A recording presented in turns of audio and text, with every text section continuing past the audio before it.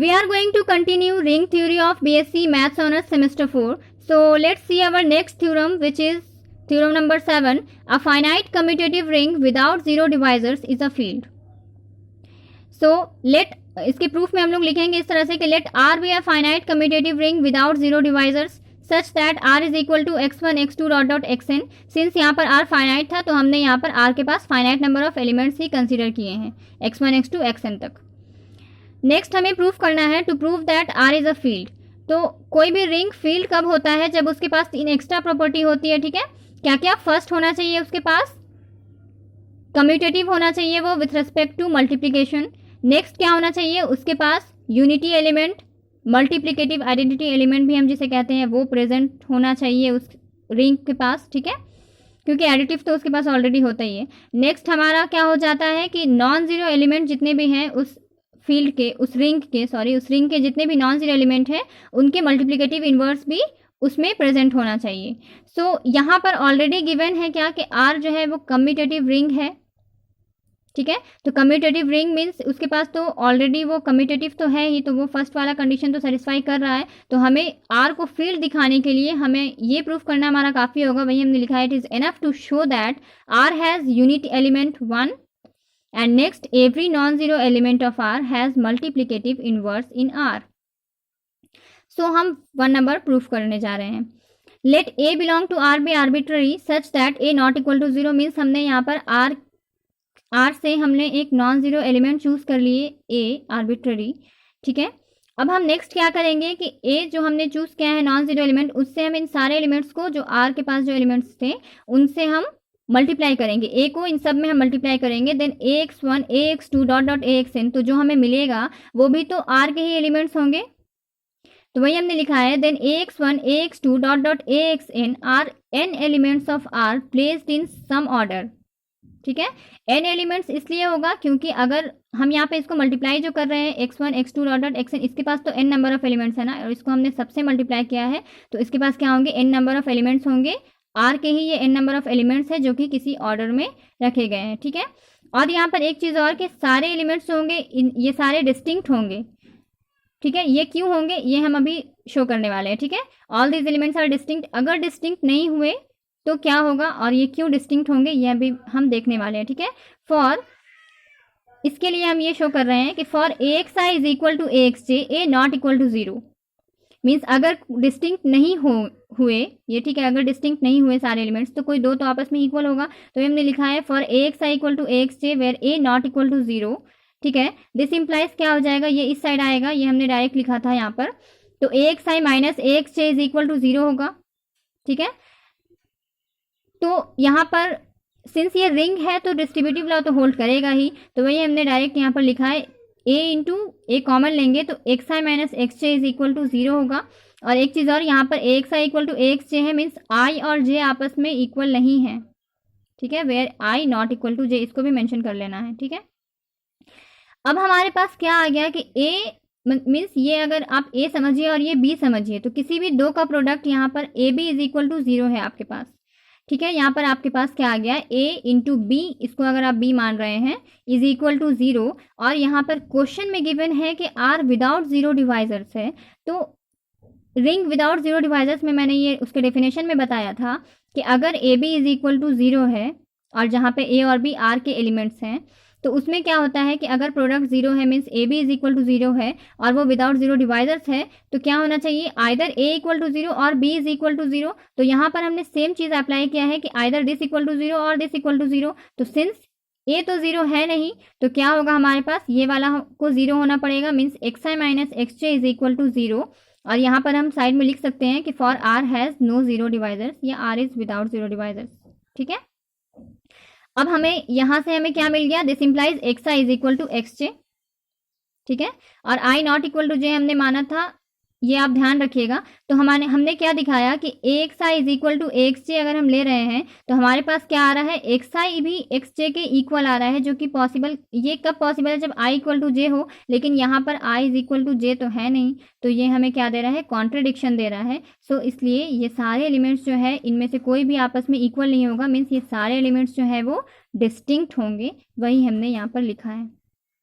Okay, अब हम लोग क्या करेंगे कि a नॉट इक्वल टू 0 है और a R में बिलोंग कर रहा है, तो दिस इम्प्लाइज क्या होगा, ठीक है, इसको ध्यान से समझिए कि a R में बिलोंग कर रहा है, ठीक है, और a 0 नहीं है। तो इसका मतलब क्या हुआ कि a जो है वो इनमें से ही किसी ना किसी के इक्वल होगा। तो हम मान ले रहे हैं कि a जो है वो ax के इक्वल है।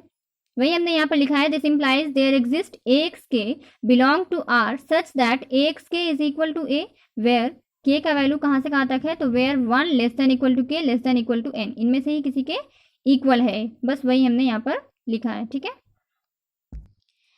दिस इम्प्लाइज क्या हो जाएगा, ax के इज इक्वल टू, हमारे पास a था, ax के इज इक्वल टू a, तो हम वहां से लिख सकते हैं दिस इम्प्लाइज ax के is equal to a into 1, means हमने a के प्लेस में हमने क्या लिख दिया, a इंटू 1 लिखा, वेयर x के तो r का होगा, ये तो समझ में आ रहा है, x के r का एलिमेंट होगा, सिंस r के पास कैसे एलिमेंट्स है, x1 x2 dot dot xn, इस टाइप के एलिमेंट्स है, तो k भी तो बीच में आएगा, तो x के भी r का ही एलिमेंट होगा।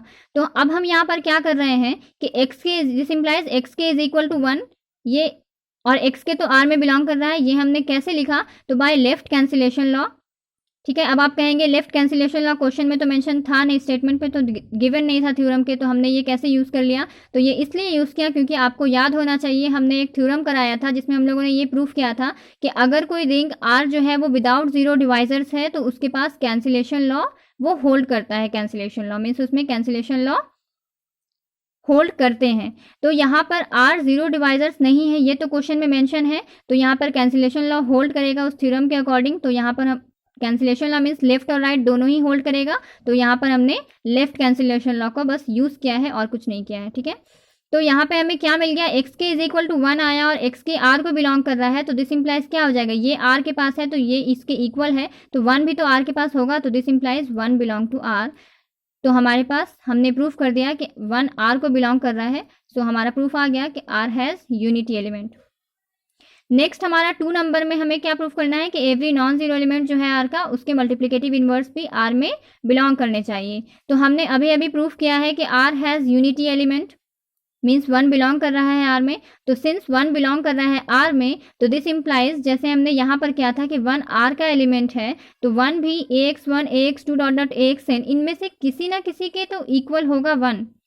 तो यहाँ पर हम वही चीज़ कर रहे हैं, this implies there exist axj belong to r such that axj is equal to 1। axj वो एलिमेंट है जो कि 1 के इक्वल है, where 1 less than equal to j less than equal to n, ठीक है, ये j का वैल्यू इसके बीच में होगा। So we can write, next हम इसको ऐसे लिख सकते हैं, axj is equal to xj a is equal to 1। Since r commutative, question में स्टेटमेंट में ही मेंशन था कि r कम्यूटेटिव है, तो r कम्यूटेटिव है तो axj जब है उसके पास तो xj a भी तो होगा सिंस r कम्यूटेटिव है। और ये किसके इक्वल है, यहाँ पर लिखा है आपका 1 के इक्वल है, तो वही हमने लिखा है। और अगर इस टाइप का आपके पास आता है, ये आप लोगों ने ग्रुप थ्योरी में पढ़ा होगा कि अगर A B is equal to, अगर आप xj को b समझिए, ठीक है, तो A B is equal to B A is equal to 1 इस टाइप का है, तो इस ऐसा अगर रहता है और 1 क्या है यहाँ पर यूनिटी एलिमेंट है, तो A B is equal to B A is equal to 1 रहता है अगर आपके पास, और 1 यूनिटी एलिमेंट है, तो क्या होता है A inverse is equal to B होता है। तो सेम वे में यहाँ पर A X J is equal to X J A is equal to 1 है, और 1 यहाँ पर यूनिटी एलिमेंट है आर का, सो यहाँ पर क्या हो जाएगा, ए इनवर्स इक्वल होगा एक्स जे के, और एक्स जे तो आर में बिलोंग कर रहा है, इसमें तो कोई कन्फ्यूजन नहीं होना चाहिए क्योंकि आर के पास x1 x2 xn टाइप के एलिमेंट्स हैं, तो एक्स जे भी होगा वो उनमें से ही आर का ही एलिमेंट होगा एक्स जे, तो वही हमने लिखा है एक्स जे बिलोंग करता है आर को, तो एक्स जे आर को बिलोंग कर रहा है और एक्स जे ए इनवर्स के इक्वल है। इसका मतलब क्या हुआ कि ए इनवर्स भी आर को बिलोंग करेगा, ठीक है। तो हमने ये शो कर दिया कि आर ए जो है हमने नॉन ज़ीरो एलिमेंट लिया था आर का, और हमने ये दिखाया कि उसका जो इन्वर्स है मीन्स ए इन्वर्स भी आर के पास ही बिलोंग कर रहा है। तो हमने ये शो कर दिया कि every non zero element of R has multiplicative inverse in R, तो हेंस हमारा थ्योरम जो है वो कंप्लीट हो गया। ओके, नेक्स्ट हमारा थ्योरम नंबर 8 है, the unity element of an ordered integral domain D is a positive element of D. ठीक है, तो कोई भी ऑर्डर्ड इंटीग्रल डोमेन अगर डी है तो उसका जो यूनिटी एलिमेंट होता है वो पॉजिटिव एलिमेंट होगा डी का, मीन्स इंटीग्रल डोमेन अगर डी है जो कि ऑर्डर्ड इंटीग्रल डोमेन डी है, ठीक है, तो उसका जो यूनिटी एलिमेंट होगा वो इस डी का जो पॉजिटिव एलिमेंट है ना, इस डी के पास जो पॉजिटिव एलिमेंट होगा वो यूनिटी एलिमेंट उसके इक्वल होगा, ये कह रहा है यहाँ पर, ये हमें प्रूफ करना है। ठीक है, तो ऑर्डर्ड इंटीग्रल डोमेन किसे बोलते हैं ये हमने बताया है पहले आप लोगों को, और उसका लिंक मैं डिस्क्रिप्शन में डाल दूंगी ताकि आप लोगों को प्रॉब्लम ना हो, आप लोग एक बार फिर से उसे देख लें। ठीक है, तो यहाँ पर हम सपोज करते हैं जैसा कि यहाँ पे मेंशन है कि let D be an ordered integral domain and let P be the set of positive elements of D. हम यहाँ पे सपोज कर रहे हैं कि जो सेट ऑफ पॉजिटिव एलिमेंट्स है इस डी के, ऑर्डर्ड इंटीग्रल डोमेन डी जो है, इसके जो पॉजिटिव एलिमेंट्स है इनके सेट को हम क्या कंसीडर कर रहे हैं, पी मान ले रहे हैं। ठीक है, आप कुछ भी मान सकते हैं, जो आपकी मर्जी, हमने यहाँ पर पी लिया है। ठीक है, तो हमें प्रूफ क्या करना है कि यूनिटी एलिमेंट जो होगा मीन्स 1। ठीक है, यूनिटी एलिमेंट का मतलब क्या है कहने का, 1। तो to prove that unity element जो है वो बिलोंग करना चाहिए किसमें, पॉजिटिव एलिमेंट ऑफ डी होना चाहिए। तो यहाँ पे पॉजिटिव एलिमेंट्स का सेट हमने क्या लिया, डी के पी, तो वही हम लिख रहे हैं to prove that 1 belong to P. हमें ये शो करना है कि 1 जो है वो पी के पास होगा, मीन्स पॉजिटिव एलिमेंट्स में से होगा, उनमें उनके पास होगा। ठीक है, तो प्रूफ करना है हमें 1 बिलोंग टू पी। हम क्या कर रहे हैं, इस क्वेश्चन को हम कॉन्ट्रडिक्शन मेथड से प्रूफ करने जा रहे हैं। So if possible let us suppose that 1 not belong to P. हमें शो करना था कि 1 बिलोंग कर रहा है पी में, लेकिन हम क्या कर रहे हैं, इसका उल्टा सपोज कर रहे हैं, मीन्स हम मान ले रहे हैं कि 1 पी के पास नहीं है। सो 1 बिलोंग नहीं कर रहा है पी में, अभी हमने सपोज किया है। ठीक है, 1 not belong to P and 1, तो आपको दिख रहा है 1 है, ये 0 के इक्वल तो है नहीं, 1 0 के भी इक्वल नहीं है। तो दिस इम्प्लाइज क्या होगा, -1 पी में बिलोंग करेगा बाय डेफिनेशन ऑफ पी। ठीक है, ये कैसे हुआ ये आप लोगों को याद होना चाहिए। मैंने बताया था ऑर्डर्ड इंटीग्रल डोमेन के डेफिनेशन में कि वो क्या होता है, जैसे कि अगर r प्लस डॉट, ठीक है, ये कोई अगर ऑर्डर्ड इंटीग्रल डोमेन हम इसको तब कहेंगे, ठीक है ना, ऑर्डर्ड इंटीग्रल डोमेन ये तब कहेंगे जब इसके पास अगर कोई सबसेट होना चाहिए। ठीक है, r plus mean set of positive elements of r, जो हमने यहाँ पर p कंसीडर किया है। ठीक है, वो होना चाहिए, और कुछ कंडीशन था कि सच दैट क्या होना चाहिए, नंबर 1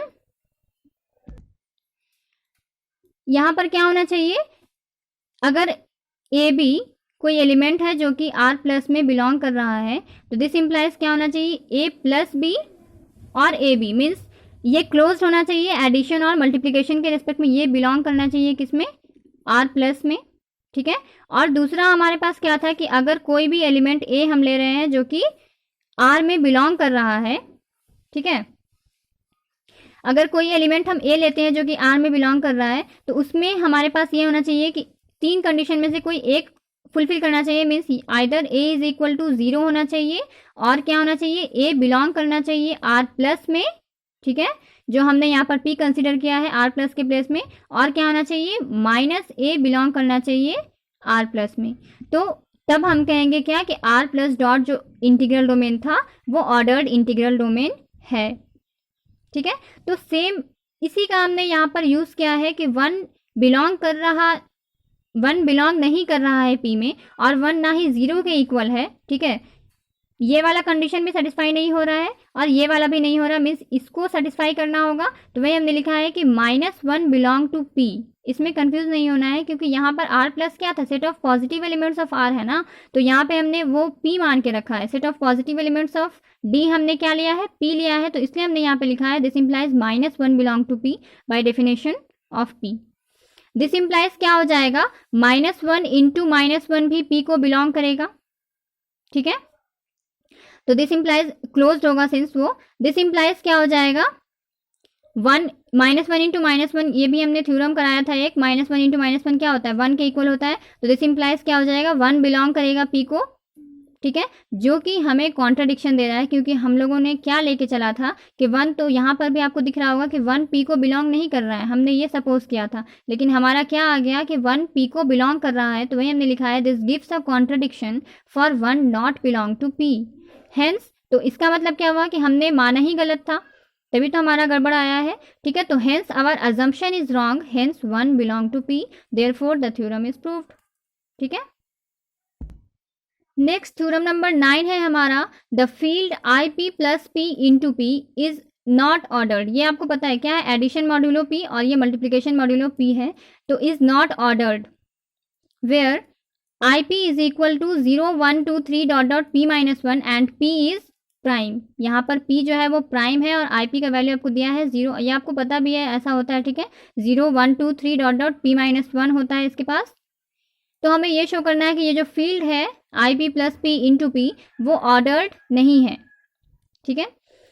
सो इसके प्रूफ पे आते हैं हम लोग कि हमें क्या प्रूफ करना है, हमने वही पहले लिख लिया है। To prove that IP plus P into P is not ordered.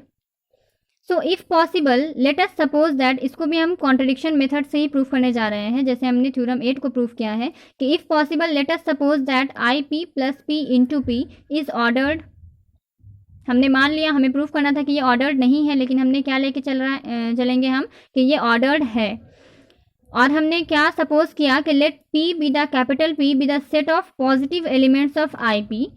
Capital P जो है वो इस IP का सेट ऑफ पॉजिटिव एलिमेंट्स है, जैसे हमने पिछले क्वेश्चन में किया था वैसे ही हम लोग इसमें मान रहे हैं कैपिटल P जो है वो सेट ऑफ पॉजिटिव एलिमेंट्स है IP का, ठीक है। एडिटिव आइडेंटिटी जो होगा वो IP का, इसका जो एडिटिव आइडेंटिटी होगा वो क्या होगा, 0 होगा, ठीक है, वही हमने लिखा है। By definition of P 1 belong to IP implies only one of the, आपको पता है कि फील्ड ऑर्डर्ड फील्ड क्या होता है कि एक फील्ड को हम कहेंगे कि वो ऑर्डर्ड है जब वो as an integral domain ordered होता है।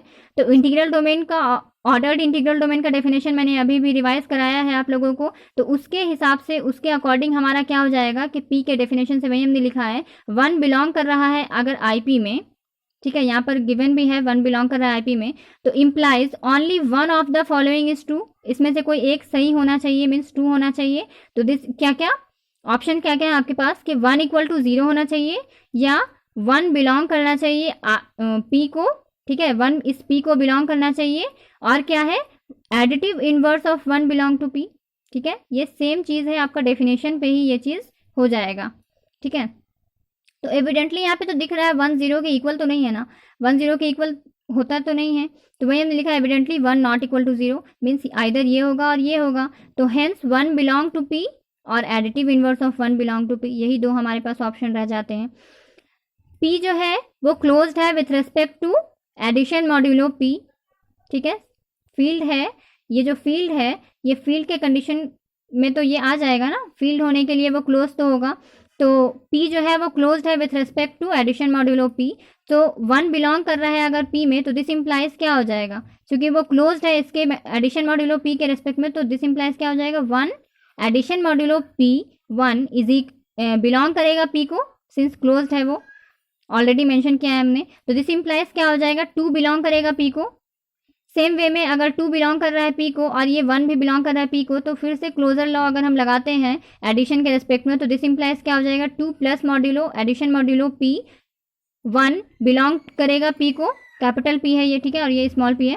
तो दिस इम्प्लाइज क्या हो जाएगा 3 बिलोंग करेगा P को। तो रिपीटिंग इस तरह से अगर हम करते रहेंगे, आगे 3 है तो फिर 4 भी बिलोंग करेगा इस तरह से। तो repeating this process we find that 1 belong करता है P को। दिस इम्प्लाइज हम लास्ट में ये भी शो कर देंगे कि P माइनस 1 जो है वो भी P को बिलोंग कर रहा है।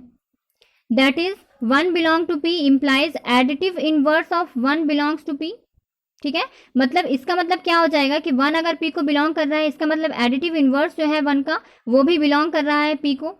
तो ये तो पॉसिबल नहीं हो सकता ना, क्योंकि आइदर इसमें से हमने क्या लिखा है only 1 of the following should be true, लेकिन यहाँ पर हमारा दोनों चीज आ जा रहा है, तो which gives a contradiction for both the possibilities 1 belong to P, P minus 1 belong to P। Can not hold simultaneously, means दोनों एक साथ पॉसिबल नहीं है। तो हेंस हमारा इनिशियल एजम्पशन जो हमने लेके चले थे क्या कि फील्ड जो है वो ऑर्डर्ड है, वो हमारा गलत था। Hence our initial assumption is wrong, therefore the field IP plus P into P is not ordered. ये हमारा प्रूफ कंप्लीट हो गया।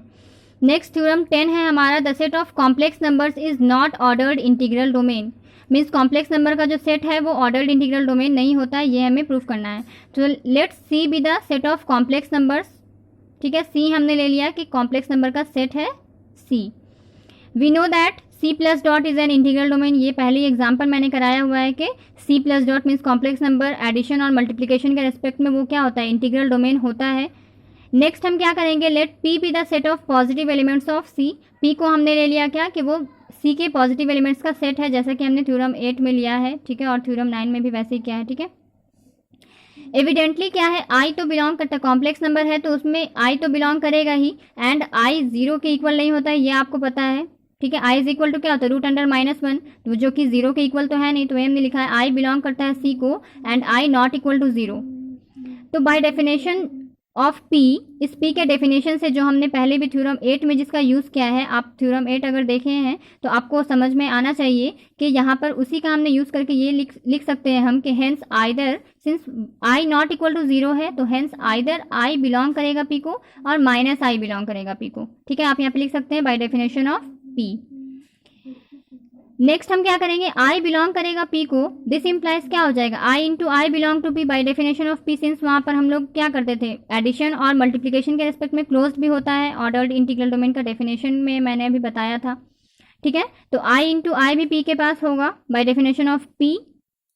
दिस इंप्लाइज आई स्क्वायर होगा पी के पास, since I into I square होता है। अब ये आई स्क्वायर जो है वो -1 के इक्वल होता है, तो since I square equal to -1, तो इसके प्लेस में हम लिख सकते हैं -1 belong to P, which gives a contradiction for -1 not belong to P. -1 P को तो बिलोंग नहीं करेगा, सिंस हम लोगों ने अभी थ्योरम 8 प्रूफ किया है, जिसमें हम लोगों ने ये प्रूफ किया है, उसका स्टेटमेंट क्या था कि यूनिटी एलिमेंट जो होता है ऑर्डर्ड इंटीग्रल डोमेन डी का, वो पॉजिटिव एलिमेंट होता है डी का।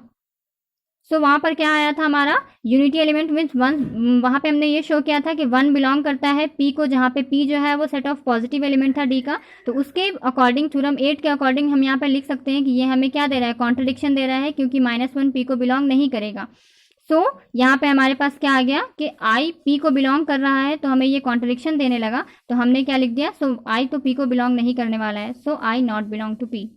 अगेन अब हम क्या कर रहे हैं, माइनस आई अगर पी को बिलोंग करेगा तो दिस इंप्लाइज सेम वे में minus I into minus I भी पी को बिलोंग करेगा, क्लोज्ड होगा सिंस मल्टीप्लिकेशन के रिस्पेक्ट में by definition of P. This implies यहाँ पर भी minus I into minus I क्या हो जाएगा, माइनस माइनस प्लस हो जाएगा, और I into I square belong करेगा पी को, और आई स्क्वायर -1 के इक्वल होता है, this implies -1 belong to P. तो सेम वे में वो यहाँ पर भी हमें कॉन्ट्रडिक्शन दे रहा है, तो हमारे पास क्या आ गया, -1 भी पी को बिलोंग नहीं करेगा, so minus I not belong to P.